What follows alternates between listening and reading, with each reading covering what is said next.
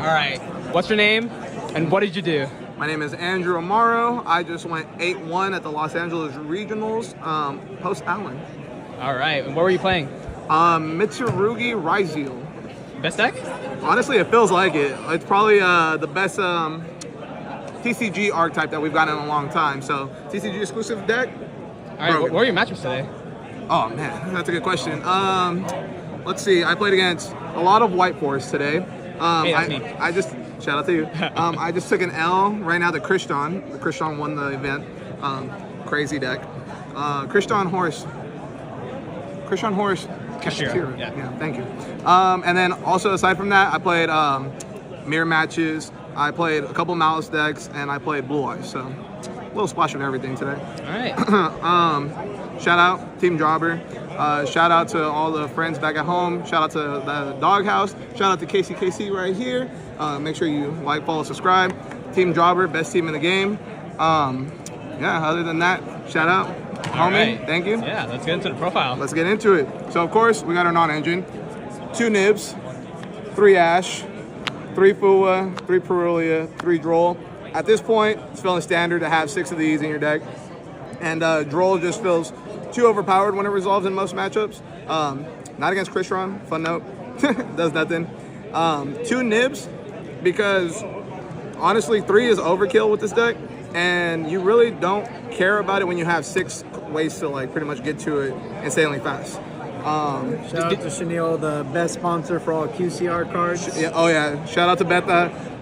Chenille, thank you for letting me use the deck, bro. Appreciate you. Did you feel like the most charmies and the Nibs collided? Or not Nibs, sorry, Drolls.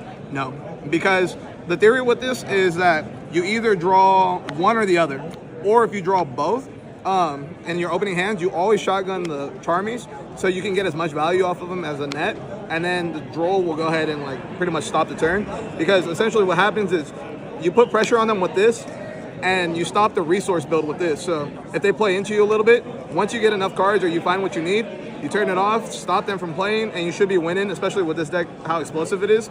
You pretty much just win if you can stop your opponent. For sure. The Droll also beats Mitsurugi cards. Like obviously it stops the surging. But if you have Droll Nib, you can like Droll, they'll make a half board, and when you nib, none of the stuff comes back because they have to try to search first before reviving. Yep. So it clears the whole board, and they can't float. Okay, really yeah. So note that, very important for those learning how to play against Mitsu. Now we have the Mitsu cards. 1 Amano, 3 Habakiri. This card's so broken. And then we have 1 of the level 4s, or each one.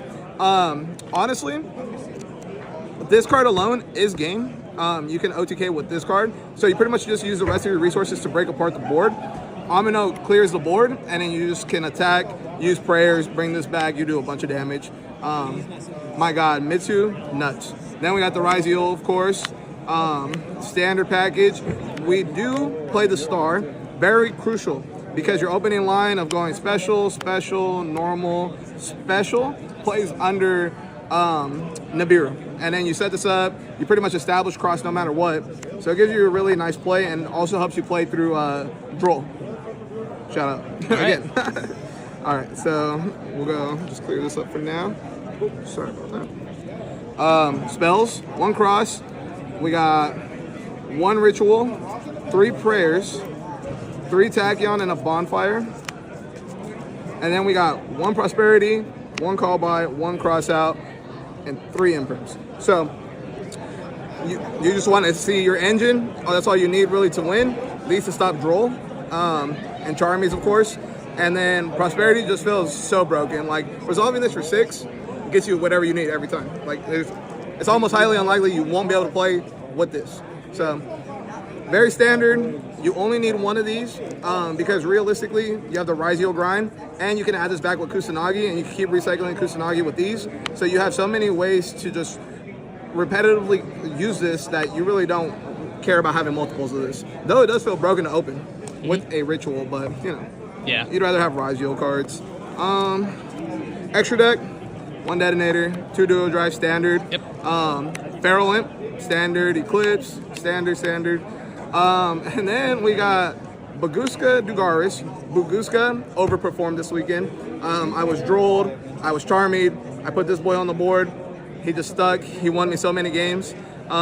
We have Dino Mundo, probably one of the best links for this deck. Being able to get rid of like Baguskas on their field, get rid of problem cards, and then bring back your Amino on their turn with this to get a board wipe. Insane.